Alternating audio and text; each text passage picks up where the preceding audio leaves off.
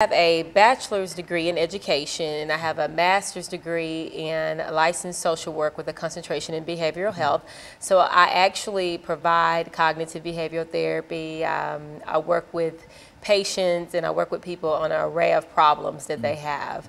And I graduated from East Tennessee State University in Johnson City, so that's my background. What about you, Ms. Davis? Well, I am a licensed cosmetologist. I own a salon here in Nashville, Salon Ice. I'm also a recovering addict. I have been in prison before. I spent 2 years incarcerated in a federal prison, and I also did 18 months in a federal prison on a return sentence.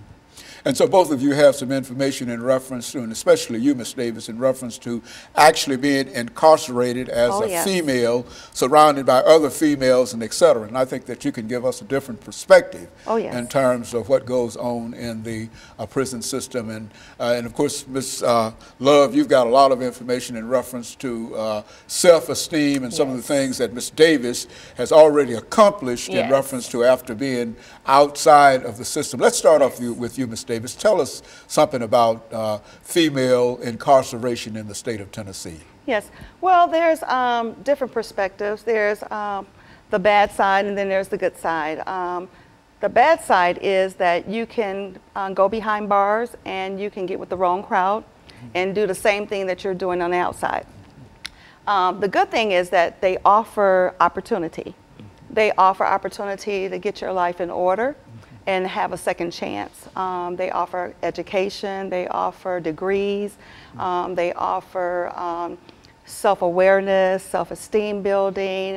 You can build your self-awareness and really get your life in order and come out and be a productive citizen.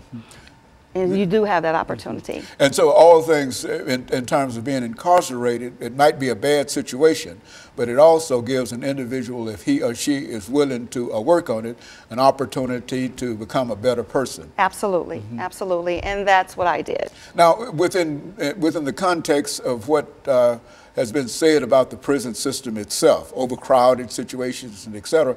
Now, we know that in many instances this might apply to the male part of the population, but what about the female? Well, it is. It's overcrowded. It is overcrowded, and it is a business, definitely.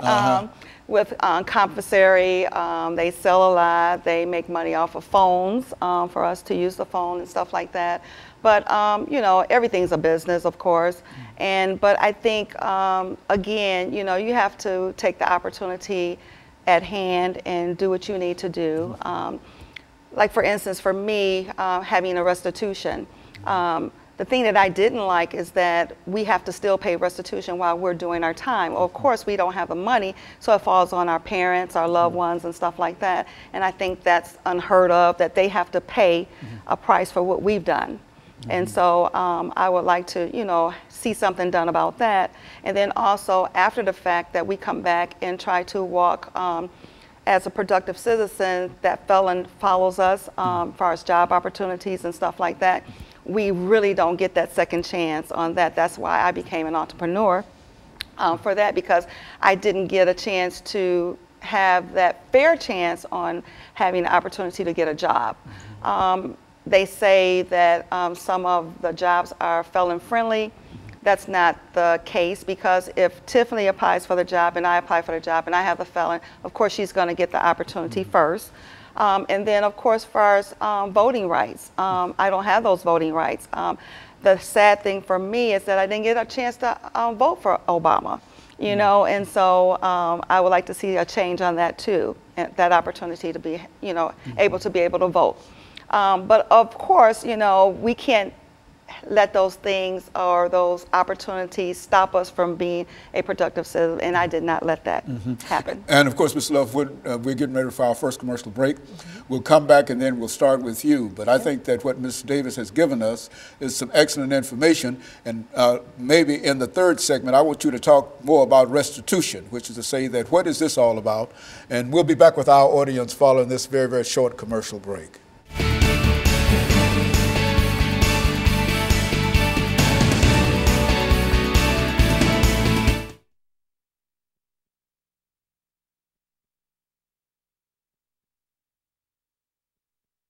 5 minutes about whatever.